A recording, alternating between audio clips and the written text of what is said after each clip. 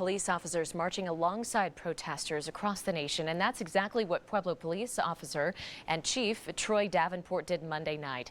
News Channel 13's Dan Beatty spoke with the chief today to ask why he made that choice.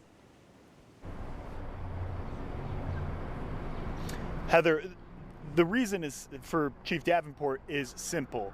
He marched with the protesters because it was the right decision for his police department, and it was the right decision for the community of Pueblo. Hundreds came out to the Riverwalk Monday evening to protest police brutality. Chief Davenport tells me he wasn't surprised, but he was relieved that the protests were peaceful.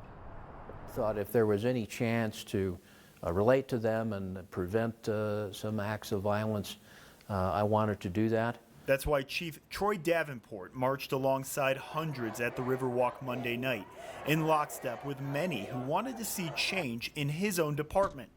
I think the majority of the protesters were appreciative. They were communicative in a positive way. I can't breathe! I can't breathe! There were those who were emotionally involved, and certainly we heard some of the negative things, but I think one thing we can all agree on is that Mr. Floyd's death is horrible, it's tragic. Nobody, I think, can justify that.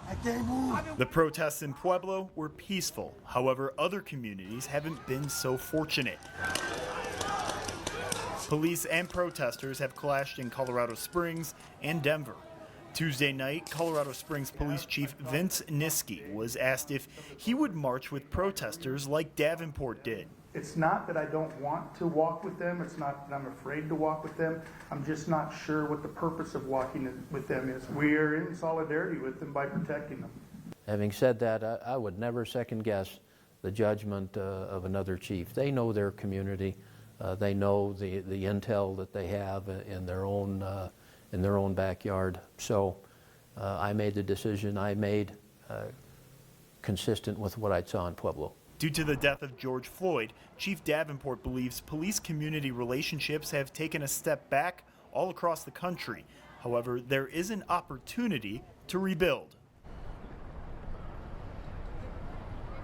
Davenport says now is the time for transparency. He invites any civic leader, any community member that wants to see how officers are trained to high-pressure situations. Reporting live in Pueblo, Dan Beatty, KRDO, News Channel 13.